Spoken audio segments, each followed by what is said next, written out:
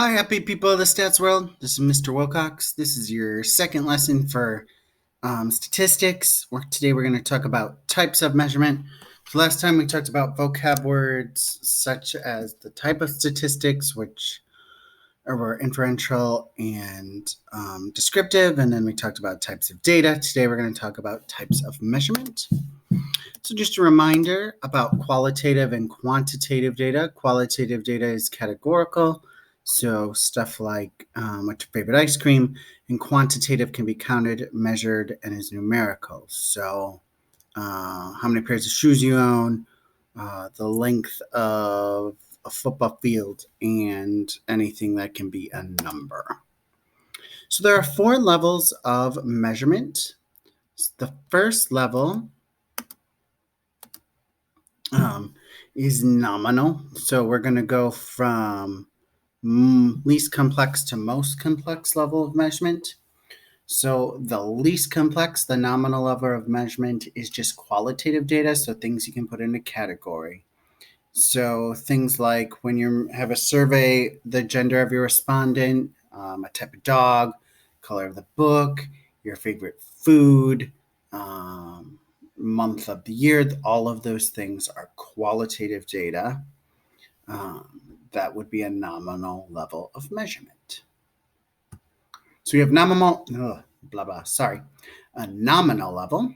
The second level is ordinal. The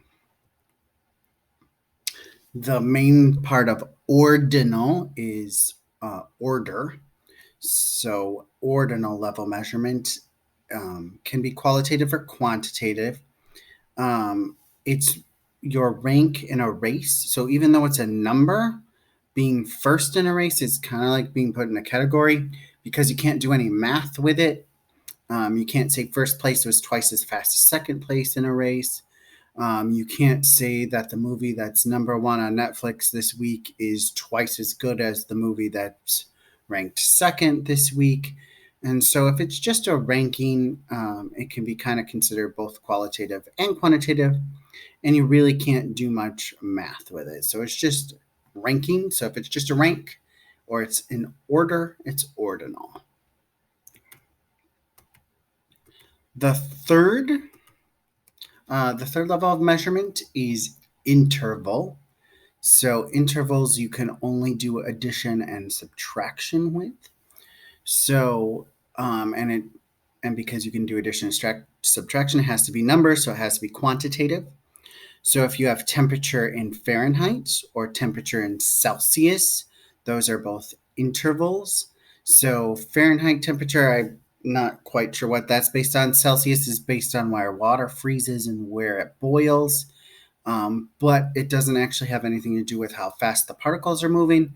So we can say 68 degrees is 34 degrees warmer than 34 degrees, but we cannot say it's twice as hot because the particles are not moving twice as fast. In order to do that, we'll have to use a different scale, which we'll talk about on the next slide. So interval, you can only do addition and subtraction, and that's things like temperatures in Fahrenheit and Celsius. The last one, the most complex, is ratio, where you can do all 4 mathematical operations. And so so it's got to be quantitative because you can do all 4 operations, add, subtract, multiply, and divide. It has to have a point that's a true zero, meaning there's an absolute absence of anything being measured. And so when we're talking about temperature earlier, there is a scale called Kelvin where there's an absolute zero, where theoretically particles will stop moving. And so 100 degrees Kelvin is twice as much as 50 degrees Kelvin because the particles are moving twice as fast. So the Kelvin scale has a true 0 point, and that'd be the only scale for temperature that would be ratio. And another example of ratio would be height, because if you're 6 foot tall, you are twice as tall as someone who's 3 feet tall, and you're also 3 feet taller. And if you're 0 feet tall, that means there's no person there. So that would be another example of something that would be ratio level. All right. So nominal level is just a category. Ordinal level, it's a rank. Interval level is a number, but you can only use addition and subtraction with it. So thinking of a number that's twice as big, it doesn't mean it's twice as much or twice as better. Ratio level, that there is a true zero and that twice as much thing has to be true. So we're going to go through some examples here. Tell what level of measurement's being used for these four. So a movie is ranked with 4 stars on Netflix, or it's fourth for the week on Netflix is what I believe I actually changed this to for class. So if it's fourth for the week for Netflix, it's ranked number 4. That is a ranking. So it is ordinal. So that would be ordinal. Ice cream flavors, chocolate, vanilla, Neapolitan, Rocky Road, all those good things. Those are all categories. And so that's a category. You can't do any math with it. So it is nominal. Nominal. Temperature of water.